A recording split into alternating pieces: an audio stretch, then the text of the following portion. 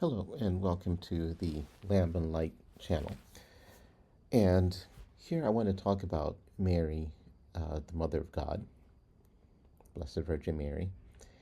And of course, coming from a Roman Catholic perspective, at least that's my orientation. I'm not representing the official Catholic position necessarily. Just these are some random thoughts about Mary.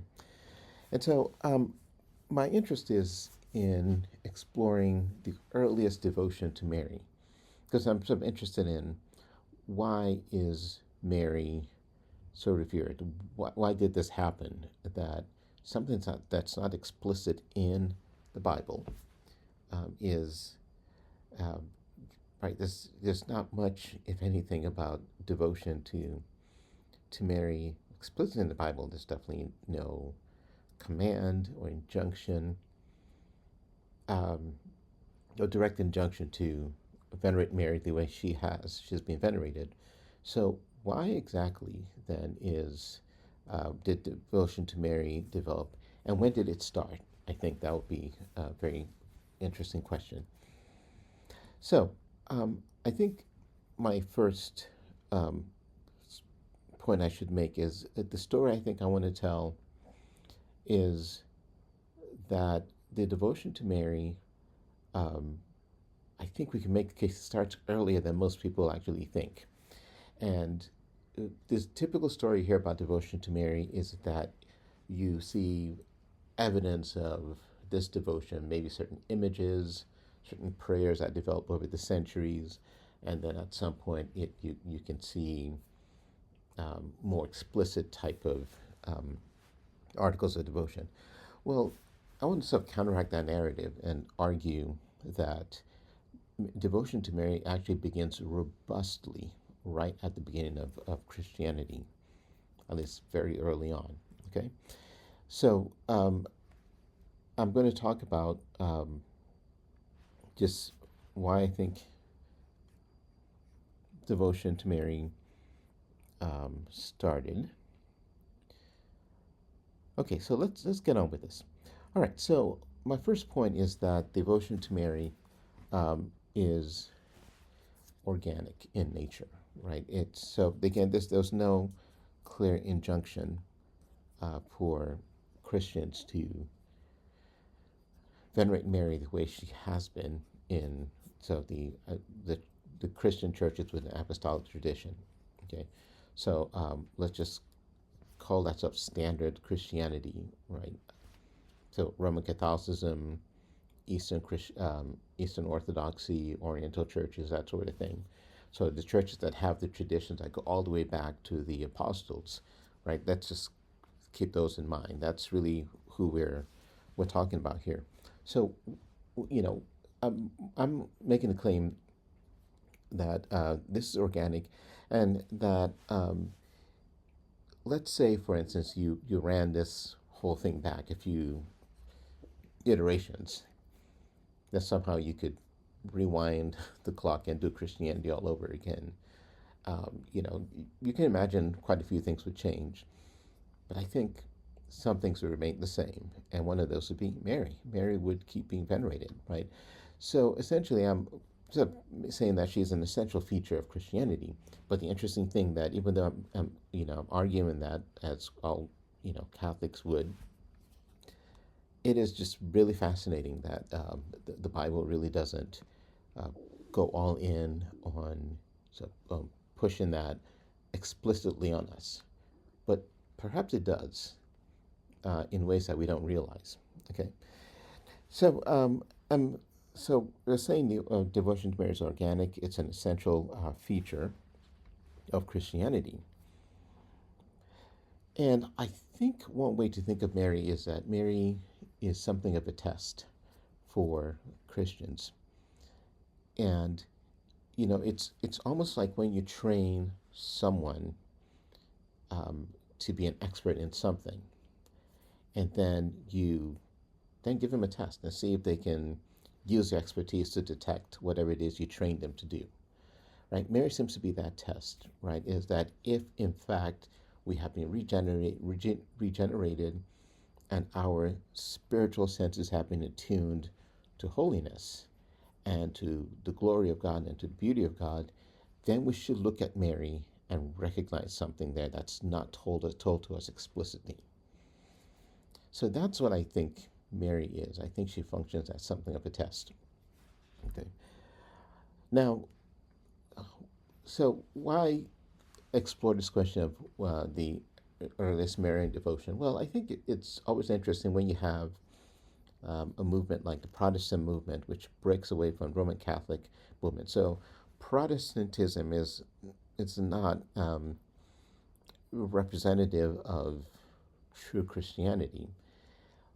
What it is, it's a reaction against Roman Catholicism. That's really what it is, right? It's reacting against Roman Catholicism and then trying to refashion a Christianity that, is completely in opposition to Roman Catholicism and wants in some ways to skip over centuries of history and latch itself to the Bible.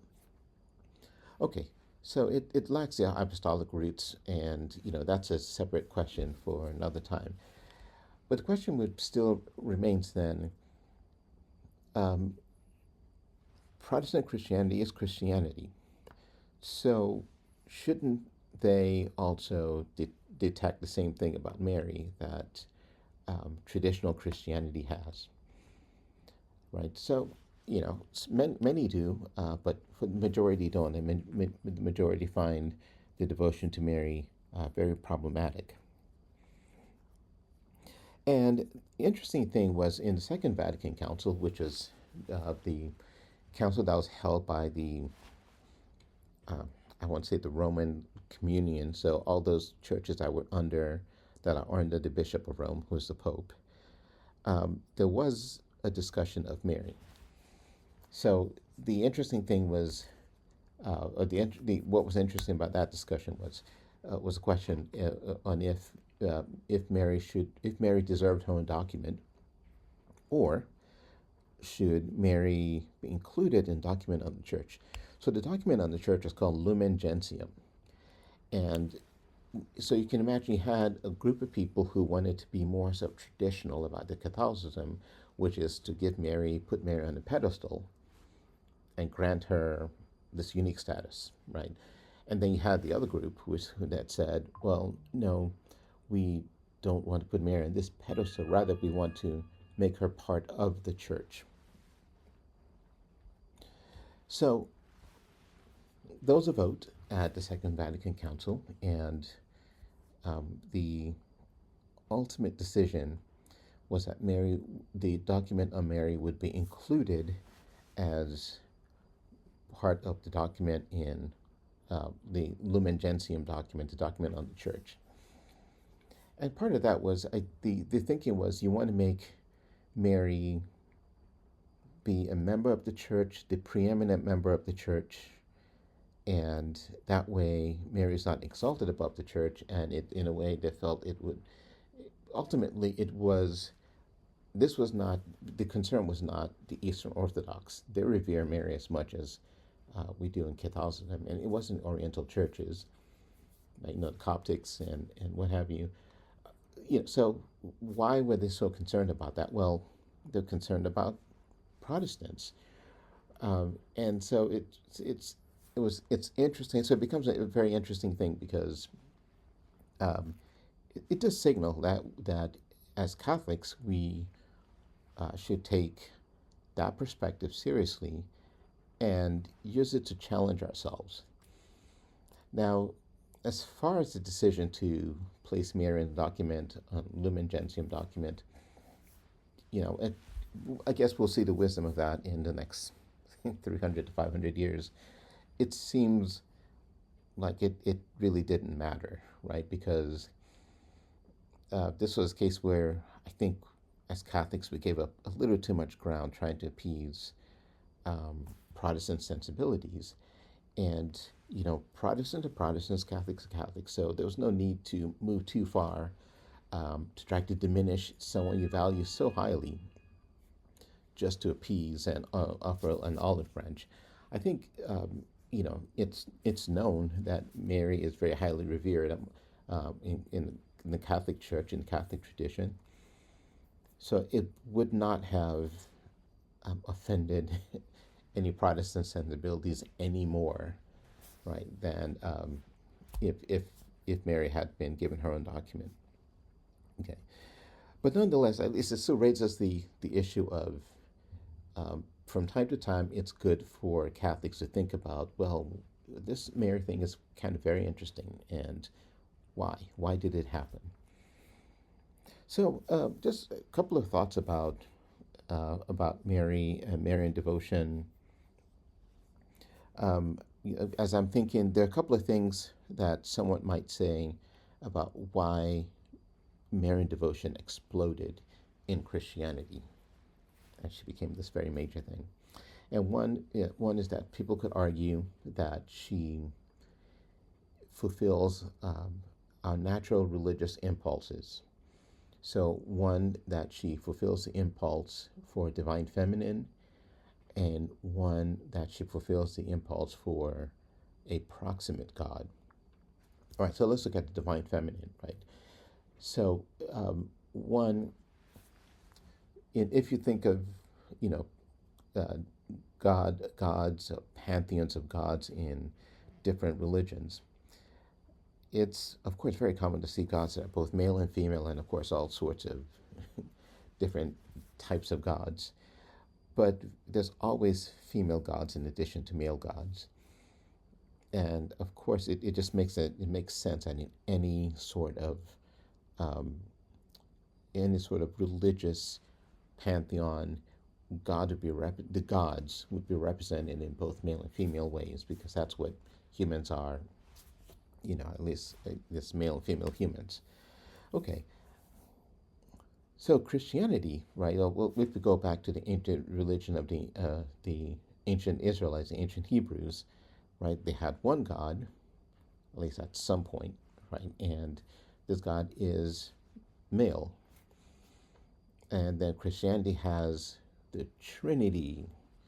We don't say three gods. We're saying a Trinity, and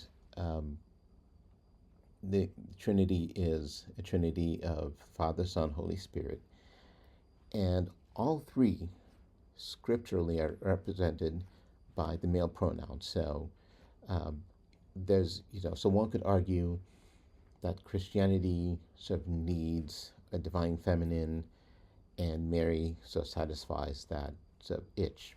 Okay, so that may very well be true, right? Because I think it makes sense that uh, that God's providence is going to go in accordance with our natural religious strivings. So, if in fact it is that humans need a divine feminine, then yeah, it could make sense that uh,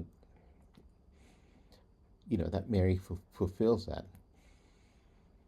Okay, the one thing though is that in uh, Catholic Christianity, and when I say Catholic Christianity, I just mean traditional Christianity, Mary is never really equated with God. So that's the thing. It's never like she's ever mistaken for God. It's quite clear she is not God.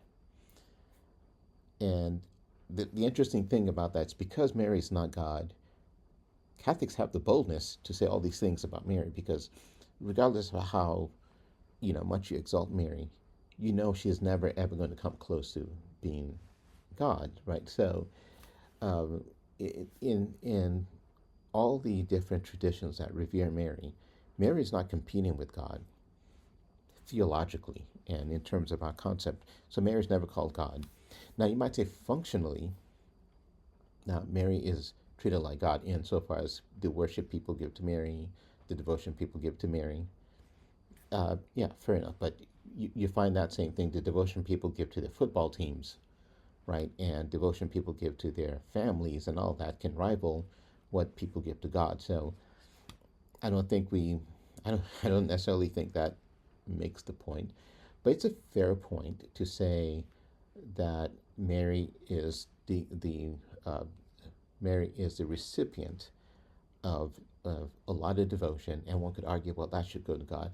Okay, even if we can see that, it in itself doesn't necessarily mean that's that she is the divine feminine. And I'd like to keep that thought in mind as I will later talk about a couple of things in the Psalms that really show uh, that there is a tradition, a biblical tradition, of directing one's praise to things that are not God because they automatically rebound to God just by default, right? Um, so, so yes, it's possible Mary could be fulfilling that natural striving for a divine feminine, but the key thing is that there's no mistake. No one thinks of her. Well, I won't say no one, but in general, the tradition does not think of her as God. Now, the other natural religiosity that can come into play is this idea of a proximate God. So, what does that mean? In many pantheons of gods, some very often you have a sky god, a god that's very exalted, transcendent, and is far out there in the sky. And those gods tend to be very powerful. Um, but one thing about them is because they're so far removed, people develop more affection for the gods that are closer to them, right? So the gods of, a river or war or something, messenger gods or something, gods that tend to be more tangible, more accessible as opposed to sky god, which is really, really far. Um, and so that tends to be a thing. And in some cases, you might have that devotion to a sky god of wings, right? As people get latched on to the god that's closer to them.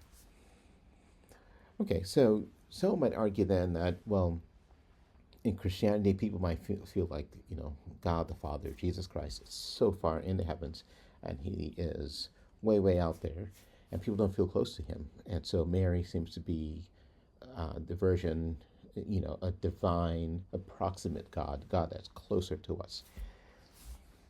Okay, again, that could be because if that's a natural religious instinct, I think then it is.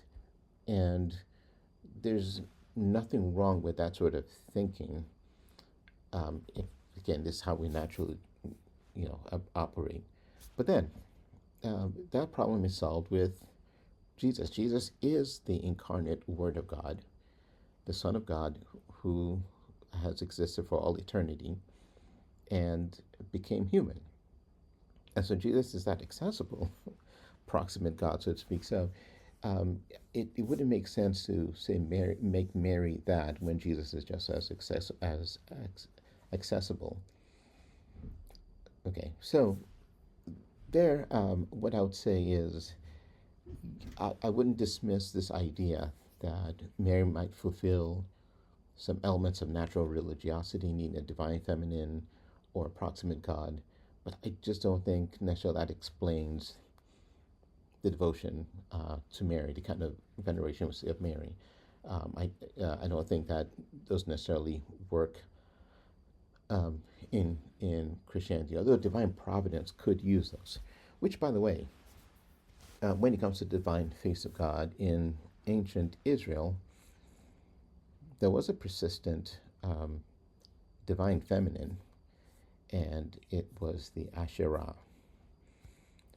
And as much as the priestly elite or those who were in the leaders tried to stamp out the worship of Asherah, it seems to have persisted for a very long time and may have even made its way, and this is, I'm just speculating, following what some scholars have suggested. And it may have manifested eventually in the official religiosity of the people. And so, for instance, we have this startling figure of Lady Wisdom in the book of Proverbs, and in the Book of Wisdom. Okay, and so those are so it's, you could suggest that the emergence of the understanding that wisdom was a personified being may have had its impetus with um, the devotion to Asherah. By the way, the issue with the Asherah is that there have been thousands of these figurines found in ancient Israel, which sort of testify to the persistence of the cult of Asherah. So, it's again, these natural strivings exist. They exist for a reason. God put them in us, and so we it makes sense to roll with them, and God would use them ultimately in terms of God's providence. Okay, so um, Mary, I think, is important for Christ. So let me put it the other way. Any kind of Christology that's any study of Christ is implicitly a study of Mariology, right? We find that Mary and Christ are inextricably bound. So Mary is this very interesting lever that once you pull that lever, you're going to be affecting Christ, inevitably. So it becomes very tricky because whatever you say about Mary has implications for Christ. The church found this out in the 5th century, that you just can't really, you can't sort of fiddle with the Marian doctrine. And it becomes very interesting because she becomes this sort of protective, circumscribed, sort of theological sort of hedge, right, to put Christ in perfect focus, right? So it's almost like she's a perfect lens and a perfect frame. So not that one cannot know Christ well without Mary, but there's something about viewing Christ through Mary, that puts him in the sort of perfect sort of sharpness. Right? Gives him the perfect kind of focus. Okay, and that's what we're seeing in Christianity, right? We've seen that if Mary is attacked, then it has this negative effect on Christology. And then whatever we say about Christ seems to bring Mary along with it. Okay, so those are my initial thoughts about Mary and why there's devotion to Mary, the extent to which devotion is there, and just exploring some initial thoughts. So what I wanted to do next is start looking at the scriptures, right? So I'm interested in Paul and Mark next, and to see if to any degree what they have to say about Mary, right? That's always going to be interesting. One, just historically, because Paul's writings are I think, are generally considered the earliest Christian writings we have.